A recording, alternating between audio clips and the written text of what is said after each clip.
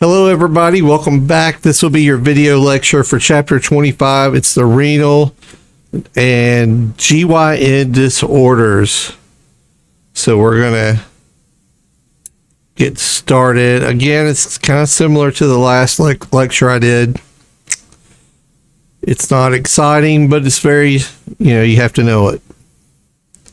So, pour you another cup of coffee, get you that Coca-Cola that you like, or that energy drink, that Monster. Get ready, and we'll go through the stuff. Let me introduce the chapter. Renal disorders. There's negative outcomes of untreated or poorly treated diabetes and hypertension. And that's what normally leads to renal disorders or kidney failure. That it's just poor treated hypertension, diabetes, just hammers the kidneys. And then that's when you find these folks usually leads to dialysis. Effects on life from shutdown of kidneys are enormous, and they are, because now they're going to be going to dialysis 3 days a week for about 4 hours a day. And so that's, Monday, Wednesday, Friday, holidays, they have to watch, now they're forced to watch their intake. They can't just pop open a drink or anything like that unless they account for it. And so it's kind of hard. Disorders of the urinary system in male and female reproductive systems, they can lead patients to seek emergency treatment. A lot of times you'll find the patient who, let's take a male for instance, with a prostate disorder. Maybe they have prostatitis, and now they cannot urinate, and that's a bad place to be when you have the urge to urinate and your bladder's swollen, but you can't get urine out, and so that leads to a 911 call or to an emergency visit, because I think a lot of people, they don't get it. They know that they're having a hard time urinating, but I don't think they understand the pain that goes behind that once they cannot urinate and that bladder starts to get full. It'd be kind of bad. Let's look at the anatomy and physiology review of the urinary system. So the upper urinary tract includes the kidneys. Kidneys lie in the retroperitoneum, and their kidney problems are treated by nephrologists. The lower urinary tract includes the ureters, bladder, urethra, and is treated by urologists. Here we have the urinary system. Here on top of that kidney is the all-important adrenal gland. Right, and so this is when epi is released. It's released from the adrenal gland. Right kidney, left kidney. Here's your abdominal aorta coming down here. Here you have the inferior vena cava. We know blood returns back to the right side of the heart via the inferior vena cava. Here's your urinary bladder, and there's the urethra.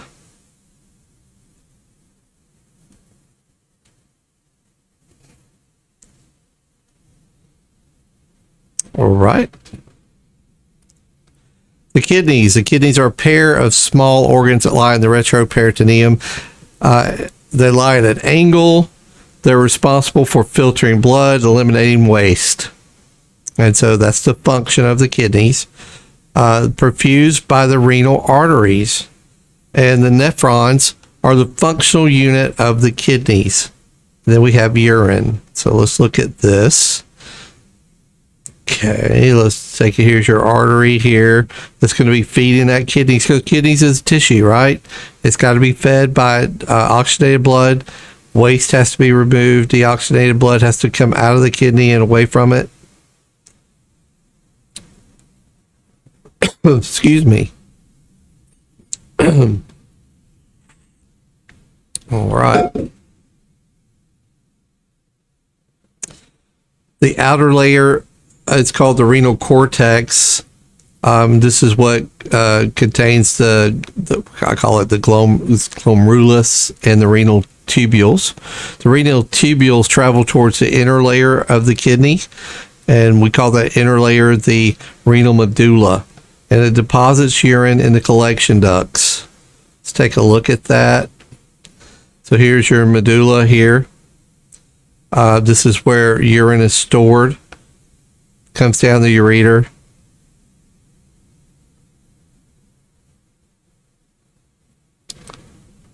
The interstitium is the tissue that occupies the space around the tubules and blood vessels. And so GFR is some lab work that we do, and in that we can calculate the rate at which the filtration is processed. It's usually 120 milliliters a minute or 7 liters an hour of blood that's processed. In renal failure, the GFR is usually less than 30 milliliters per minute, and that's when we know the patient is going to be a candidate for dialysis.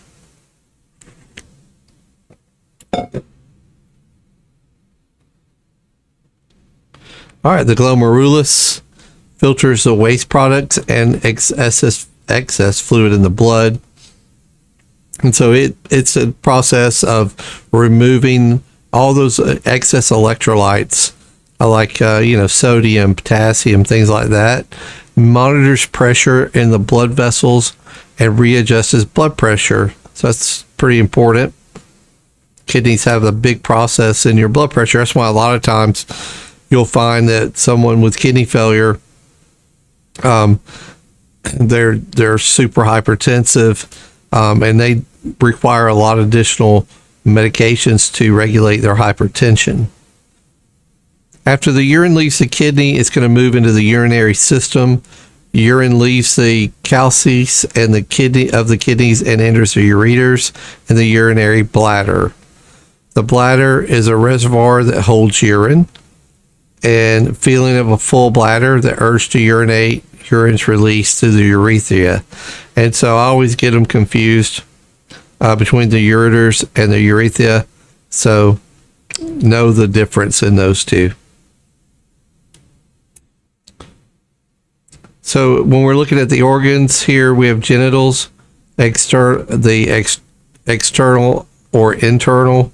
The urethra is shared by the urinary reproductive systems. The prostate gland is located on the inferior aspect of the bladder, and the epididymis is located on the posterior of the testicle, and this is where sperm is stored. And obviously these two are related to male patients. The vas deferens is a tube that carries testicular secretions from the epididymis to the prostate. And then you have the external male genitalia, the penis and the testicles. They lie within the scrotum, and sperm produced in the testicles. Prior to ejaculation, the sperm enters the vas deferens and then the prostate.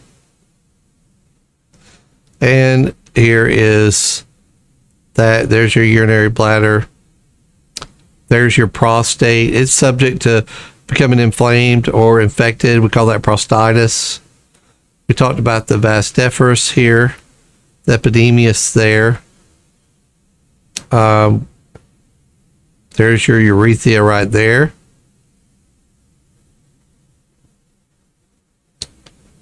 And I think that's pretty much it. The external genitalia in a female patient, the mons pubis, the labia majora, the labia minora, and the clitoris. We have the vagina, which is a hollow passageway. The uterus is a muscular organ. It's lined with the endometrium. The fundus is the body of the cervix. Take a look at that here. There's your labia minora. The outside is the majora. This is the urethral opening right there.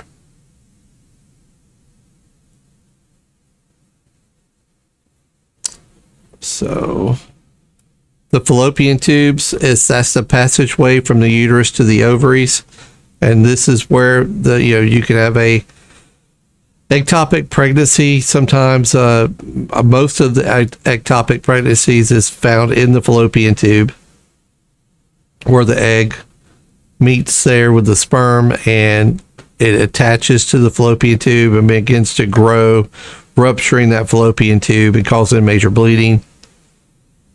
Female have ovaries, which control their menstrual cycle. Here's a diagram of that. There's your fallopian tube right there.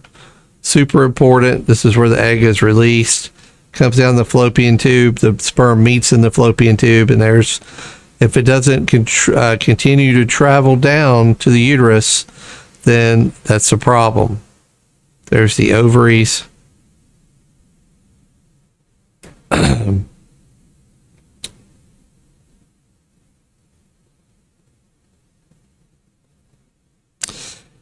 If sperm is present, fertilization takes place in the outer third of the fallopian tube. Like I mentioned before, it's fertilized in the ovum implanted in endometrius of the uterus.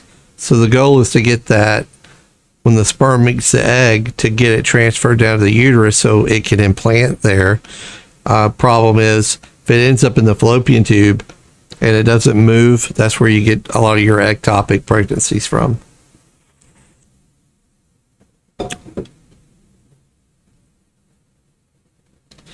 So ovaries and endometrium, they undergo that monthly cycle, right? And so day one, day bleeding begins. Bleeding lasts for about 5 days at a total blood loss of about 30 mLs.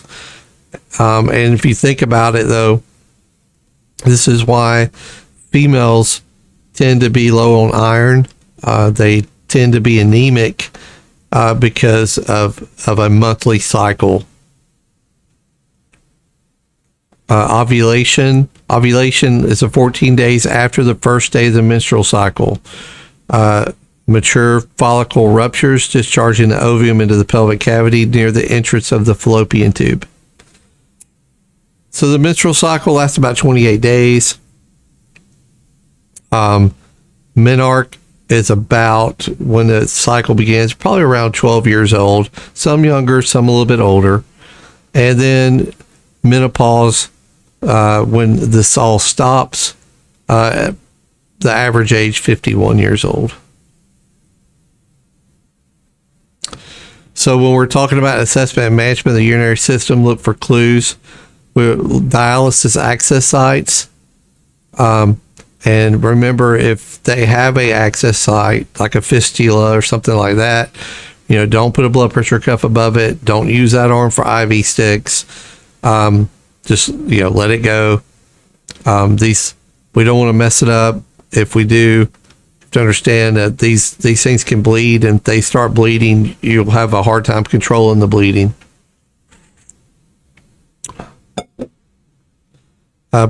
So we can look for some equipment like the presence of a Foley catheter. A fishy or ammonia odor indicates renal failure. Let's determine the chief complaint. Form that initial impression of your patient. We already know about scene size up and how that works. But some of the general complaints from renal patients can be anything from decreased urine output, weakness, dyspnea, flank pain, altered mental status. Here's chart 25-1. It's in your book, Signs and Symptoms of Renal Failure. You can look at that. I would kind of be familiar with it.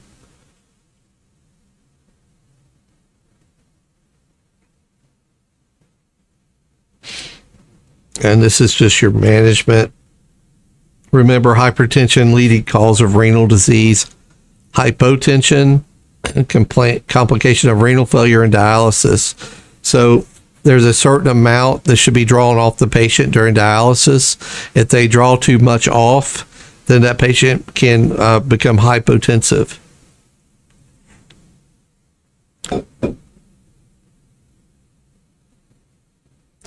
Electrolyte abnormalities, dialysis, or missing dialysis treatment may result in dysrhythmias and reduced cardiac output. So all these electrolytes we've talked about in the class, they're super important, especially when we're talking about potassium and sodium. If potassium is abnormal, if they pull too much fluid off and the potassium's low, then we can have a chance for cardiac dysrhythmias. And so we have to be very cautious of that. Bleeding may be a problem with hemodialysis. If a shunt gets infected or something happens to it, it can start bleeding, and they are very, very difficult to control the bleeding out of that. That's why it's so important if you go to a dialysis clinic for an altered mental status patient or whatever it might be, and they're actually in the dialysis chair, you've got to give them time to take them off that dialysis machine and secure that, because it's super important. You don't want to have a patient bleeding from that. So avoid taking blood pressures in that extremity where the shunt is. We're going to leave that extremity alone. We can suspect hypotension in a patient who just recently completed a dialysis treatment. Makes sense. They're drawing fluid off, right? And so be careful too, because we got to be careful in how we treat that blood pressure. Obviously, we're looking at like a 20 milliliter per kilogram bolus.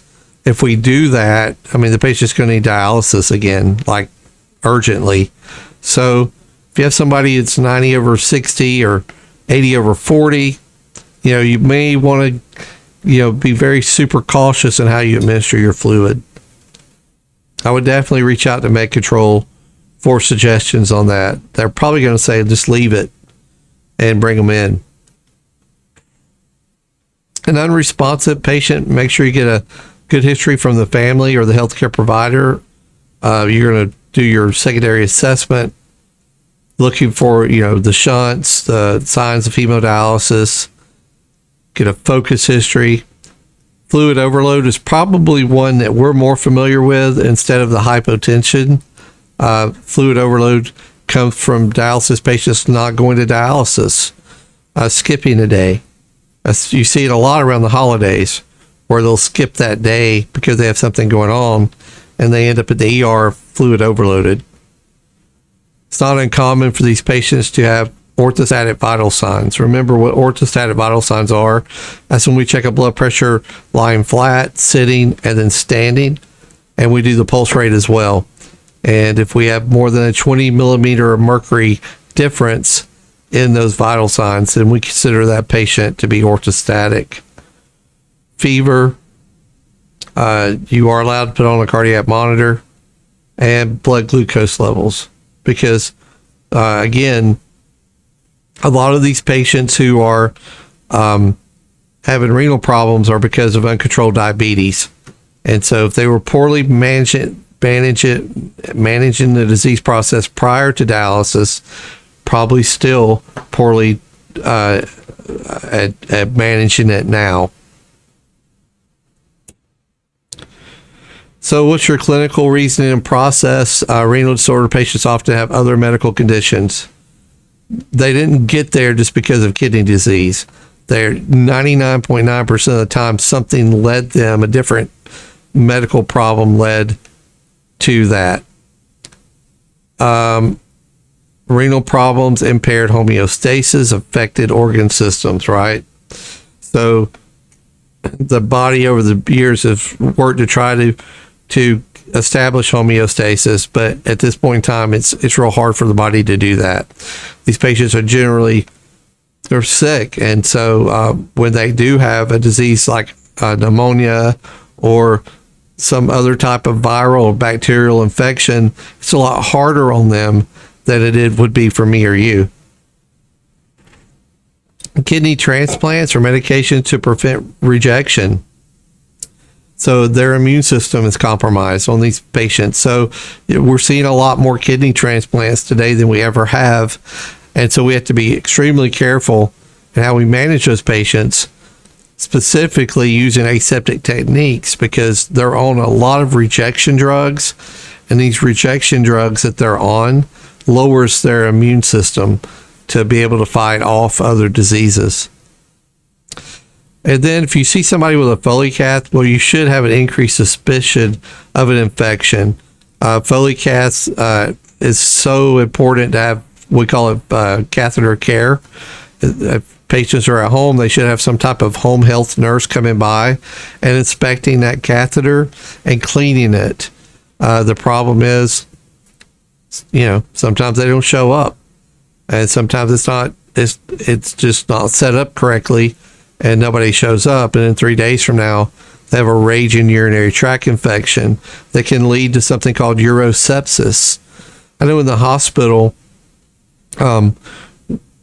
we just about can't put a catheter in anybody unless they're dying, basically.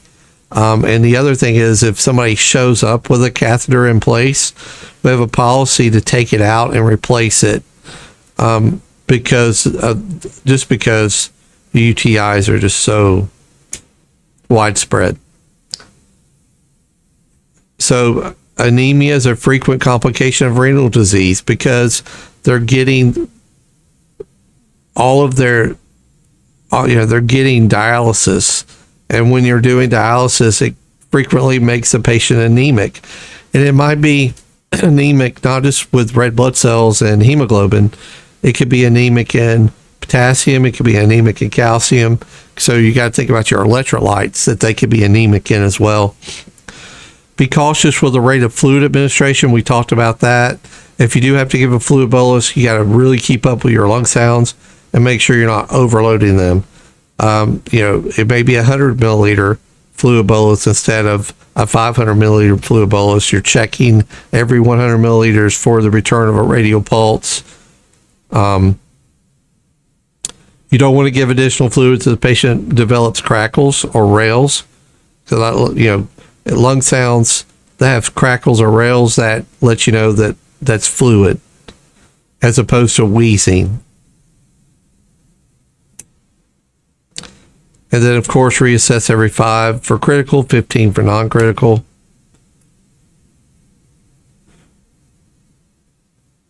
Renal disorders here related to the function of the kidney. It's, again, a complication of diabetes or hypertension. It can be acute or chronic, so affecting the kidney filtering system. So you could have someone who's an acute kidney failure. They've never been on dialysis. They have a history of hypertension, diabetes, poorly managed, and here we are, right? And so we had to do emergency dialysis for these patients and set them up for a regimen of that. Dialysis is a process of exchanging electrolytes and filtering waste that normally is done by the kidneys, but kidneys obviously can't do it anymore. Underlying problems occur pre-renal outside the urinary system, typically functions of diminished perfusion of kidneys for whatever reason, right? So you're going to have a buildup of waste, and this buildup of waste can affect other organ systems. Intrinsic means within the kidney. Post-renal, after urine leaves the kidney, typically some type of obstructive pathology. All right, so kidney stones, right, can obstruct that. That would be a good pathology that would affect urine leaving the kidneys. So renal failure is characterized by the amount of urine still made by the kidney. So less than 400 to 500 milliliters in 24 hours, or less than 16 to 17 mils per hour. Anuria, less than 100 milliliters in 24-hour period, or less than 4 milliliters an hour. So this non-oliguric producing urine, but still findings of renal failure, and the polyuria, producing too much urine. We see that in diabetic patients who are hyperglycemic, the polyuria. So acute renal failure, loss of renal function, a decreased GFR over hours to days, an accumulation of nitrogen containing waste in blood, azotemia, and uremia.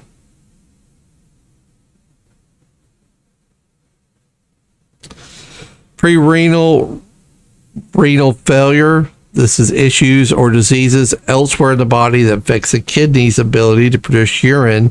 60% of cases, right? So there's like shock, profound shock can be a pre-renal failure, right? Because why? Because there's so much epinephrine and norepinephrine in place going on that the kidneys are so vasoconstricted that they can't produce urine.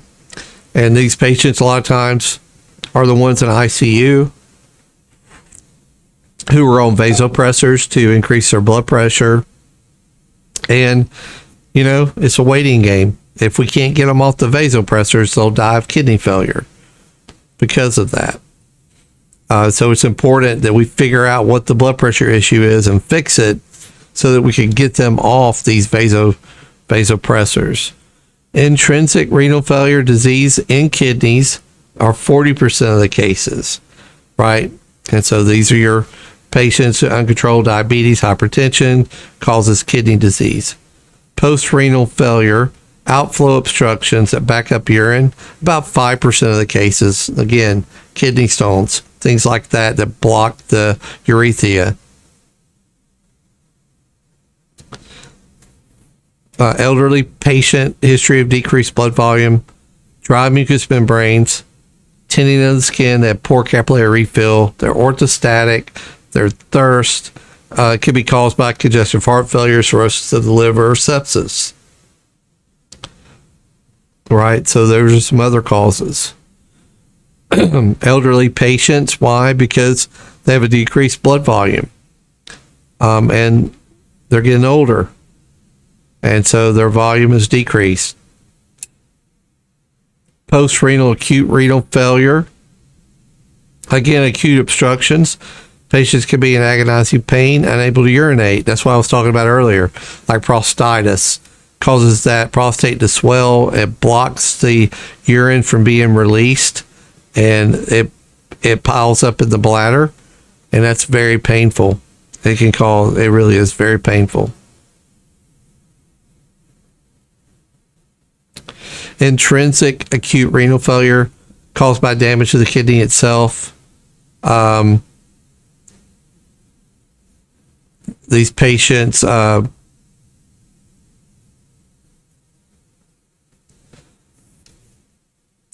was just kind of looking at the slide here.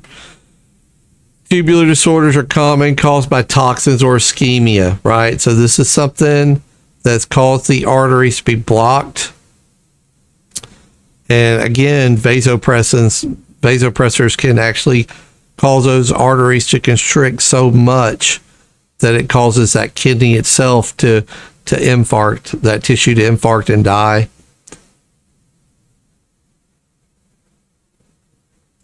Interstitial disorders caused by medications, vascular renal disorder, blood clots affecting the blood flow to the kidneys. These are common cause of renal failure in older adults. Renal artery stenosis. This is where those arteries are becoming very narrow for whatever reason. This is reversible. Causes of hypertension if detected and treated early. Acute renal failure management. So remove offending agents. Avoid nephrotoxic medications. Maintain fluid status close to normal. Any type of renal failure can leave the patient without functioning kidneys, and then you're going to need dialysis. For your chronic patient, control the blood pressure, right? Produces renin. It activates that vitamin D. It produces erythropoietin.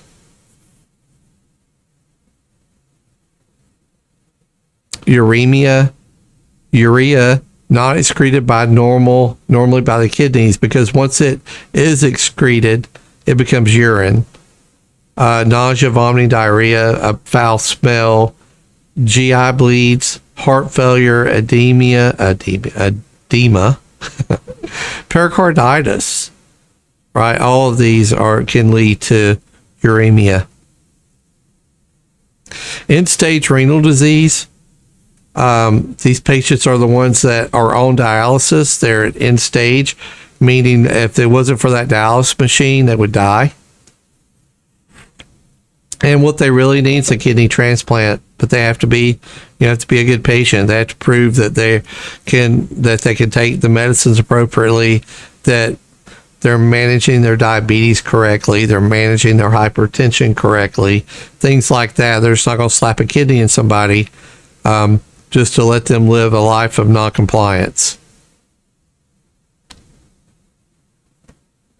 Not going to do it. Not going to do it. All right, hemodialysis. This is where these this is where these dialysis centers are all over the place. They're providing this hemodialysis. This is where they put a catheter. It's in the subclavian area and an access site, a shunt or graft placed in the arm. The shunt or graft as arterial blood leaves the body to entering tubing, conducts it into the machine, the hemodialysis machine. So that's why I said, these shunts are placed in the arteries. That's why, and in large arteries. And that's why if you do something to tear that, it's going to be a major bleed. And they'll bleed out in just a couple of minutes. That's why it's super important that we take care of that. We know that dialysis, its job is to remove waste from blood. Patients on medications have an increased risk of infection because they're immunosuppressant. Because why? Because we're putting all these things in them and we're removing fluid and filtering it and putting it back in. We're using an outside machine. So they're subject to really a large infection. So we have to give them things that will guard against that infection. But when we do, what do? Well, we're lowering their immune response.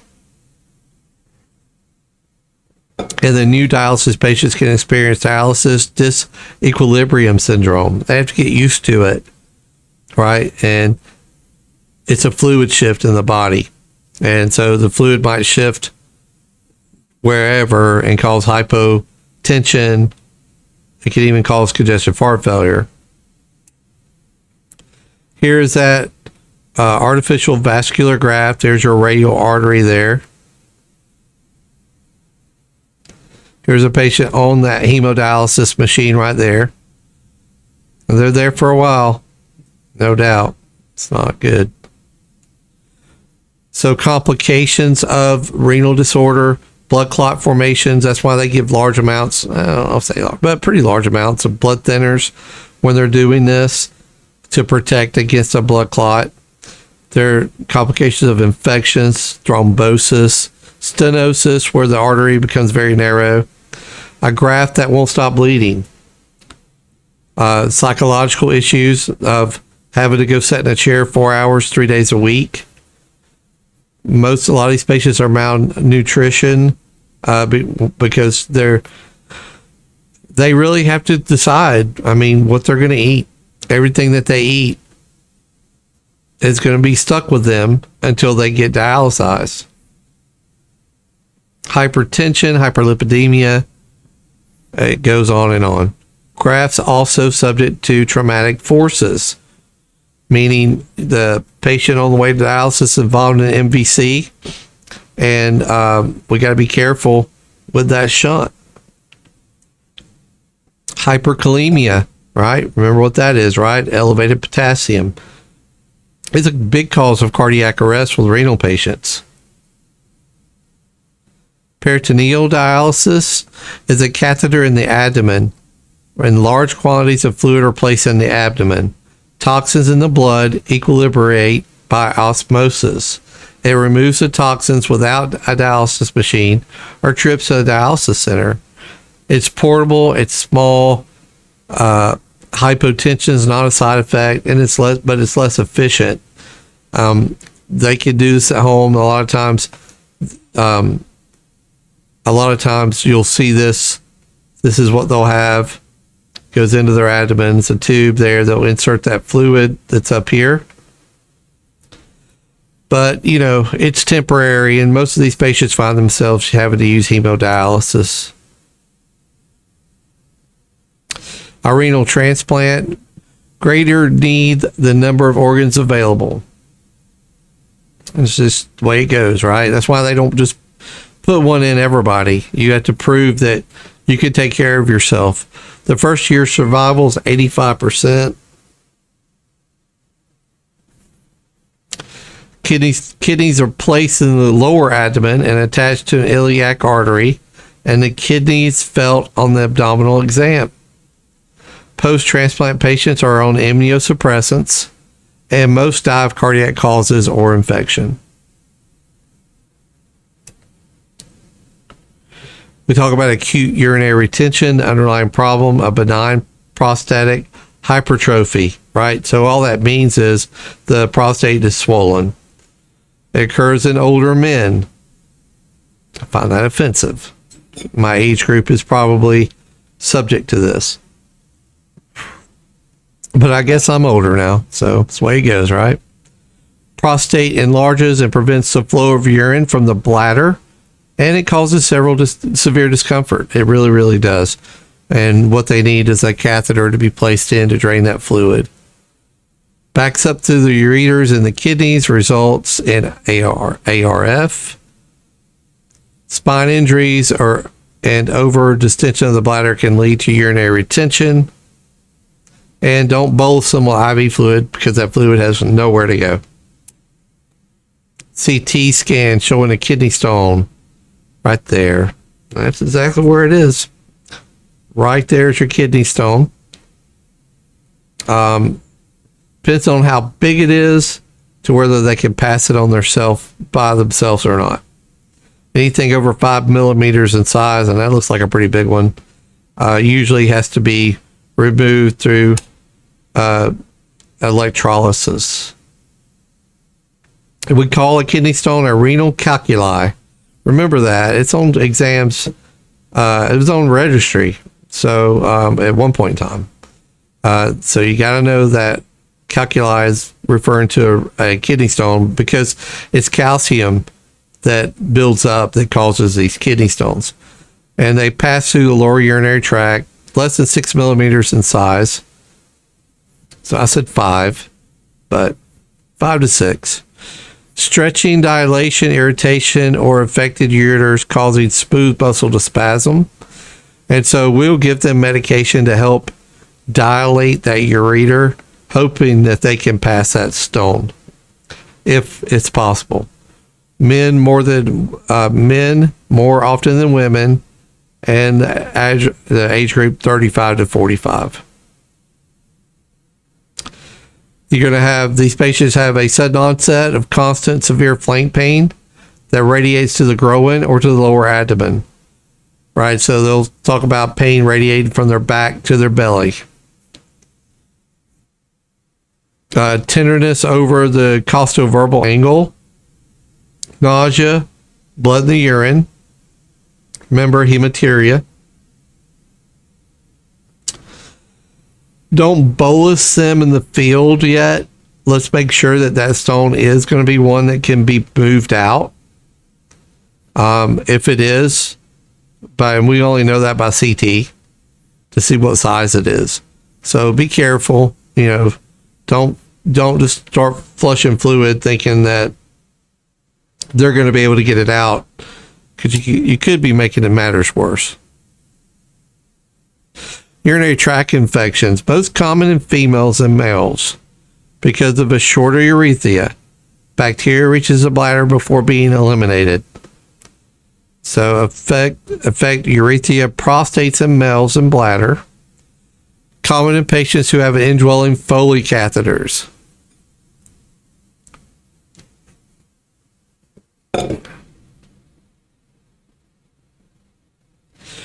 All right, urinary, continue on this. Urethritis, sexually transmitted infections, bacteria from the bowels. An infection in the prostate is called prostatitis. Very difficult to get rid of. Or urethral discharge. Infection in bladders is very painful. We've talked about how painful it is. And infection of the kidneys is known as pyelonephritis. IV fluid bolus, if they have urosepsis, we'll give them a fluid bolus. Consider analgesics. Toradol is pretty good for kidney stones. It works pretty well. It works pretty well, but a lot of times these patients need morphine to get any relief. Here we're going to talk about Foley catheters, a clear plastic tube with a balloon at one end. It's inserted through the urethral meatus and urethra into the bladder. All right, and so clamping of clamp on tube must be released for urine to flow into the collection bag, and then place the bag lower than the bladder, unclamp it to prevent obstruction and urine flow. So let's look at one here. So here is the actual catheter tube right here. It's a double lumen because you got to have a place for you're going to inject saline to blow that balloon up. So you insert it. Once you get urine flow, you blow the balloon up by inserting saline right here through this port. And then that actually blows the balloon up. It's connected to a waste bag, and it drains into that. It has a little emptying spout there, but the fluid will come into the bag like that. It'll start flowing into this tube right here. And if you need a sample or something like that, you can collect it from there. In males, it goes into the head of the penis. And in females, it's inserted right there. That is the urethral opening.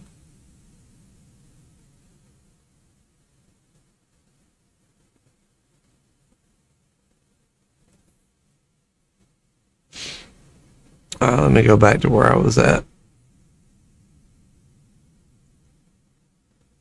All right, urinary tract disorders. Again, we know Foleys are bad, y'all. Just telling you. If you go on a call where somebody has a Foley catheter in, whatever they're suffering from, it's a 99.99% chance it's from an infection of that Foley bag. And it's probably led to urosepsis. So whatever's happening, it's probably that. Patients with paralysis due to spinal cord injuries, a lot of times these patients, it's called self-cath. They don't keep that bag in. Why? Because of infection, right? So where they a lot of times they don't even feel the need. So about 4 or 5 times a day, they'll cath themselves and allow urine to come out. They'll pull that catheter out and go about their day. So this is when you're evaluating a patient and you're considering the patient for a urinary tract disorder. I'll tell you that altered mental status is probably the number one problem or number one sign and symptom of a urinary tract infection, especially in males. So if you have an acute change in mental status, then you're probably dealing with a UTI. I'm just telling you, if they have a catheter in, whatever it is, it's probably going to be urosepsis or urinary tract infection secondary to that, and whatever is going on. So,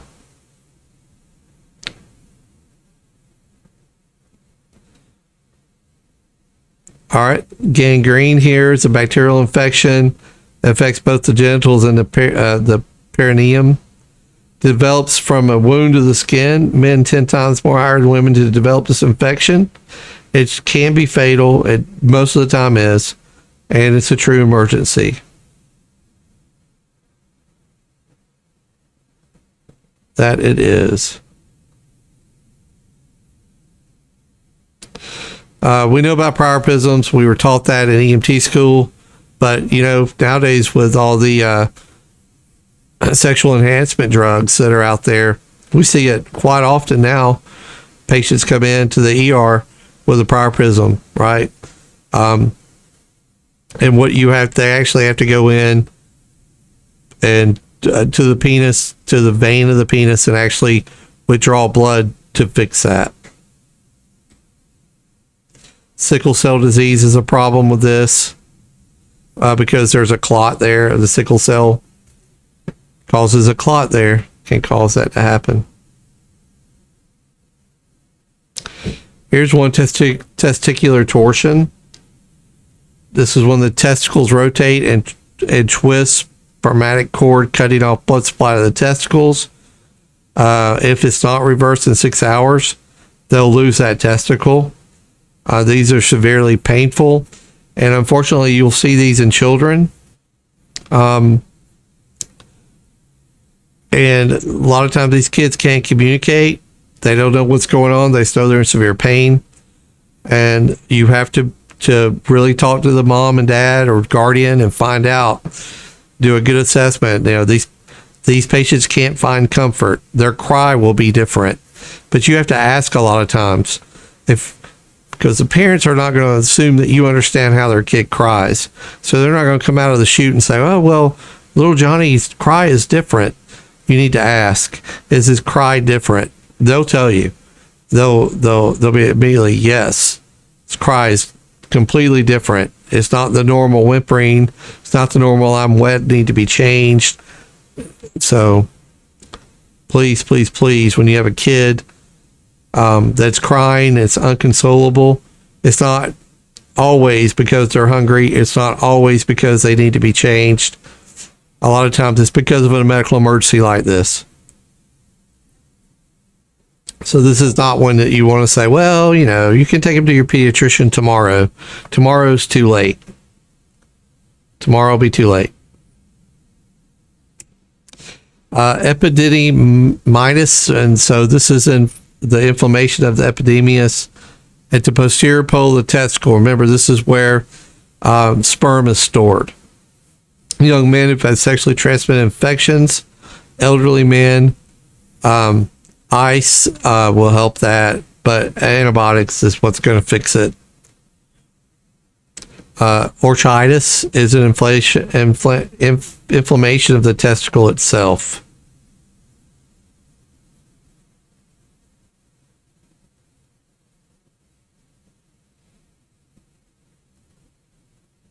Let's talk about GYN disorders for a second. Assessment and management. Be caring, comfortable, knowledgeable for the patient to share information. Always make sure that when you're talking about GYN disorders with females, that you provide that patient with privacy. Abdominal pain that may be caused by this is like a GYN problem, obstetric problem, problems with a different organ system, abnormal vaginal bleeding, unusual vaginal discharge. You need to ask them, are you having any vaginal bleeding? Are you on your cycle? If you are or not, how many pads are you going through? Is this normal to go through 5 pads? Find out, is this bleeding unusually heavy right now? So obtain your history of your menstrual cycles, pregnant, gravity, parity. Important there to know how many children they've had, how many pregnancies they've had. Do they use contraceptives? Management of GYN problems in a pre-hospital setting is supportive. But also remember, y'all, that, if a female's having abdominal pain, you need to consider ectopic pregnancy till proven otherwise. The last thing you want to do is leave a patient behind and they die from an ectopic pregnancy. So a lot of times, ovarian cysts are super painful. Endometriosis.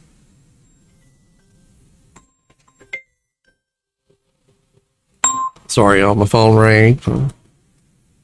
Ectopic pregnancy, pelvic inflammatory disease, PID. Here we have a cyst on the right ovary, right here.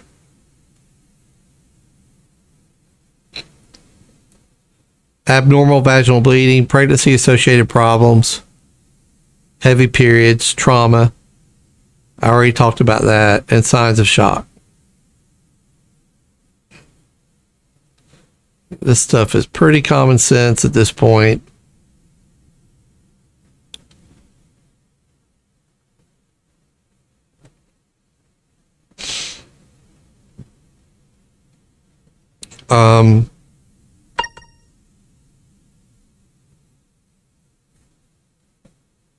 All right, so all right, guys, that's going to be it for this video lecture for chapter 25. I'll be putting this out to y'all. This will be your last lecture in the series of these before the exam. So study really hard. Let me know if you need anything. And I look forward to seeing y'all soon.